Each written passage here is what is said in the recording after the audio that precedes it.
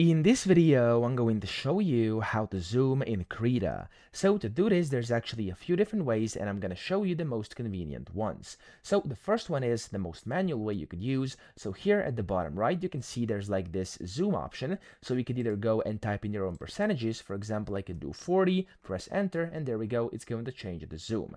You could also go and use the slider over here to zoom in or zoom out. And always here at the top left, it's going to tell you what your zoom percentage is, okay?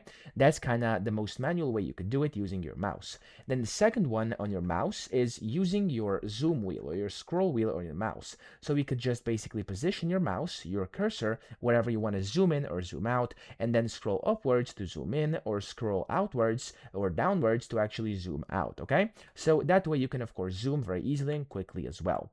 Then if you want to use your keyboard, you could press the plus button or minus button on your keyboard and it's going to zoom wherever your cursor is. So those two, the minus and plus, act pretty much the same way as the scroll wheel on your mouse. So in the middle of your mouse, you can use either, but then you could also use control and plus button. So control and plus on your keyboard or control and minus on your keyboard, which is going to basically zoom in kind of over here in the center of your canvas, okay?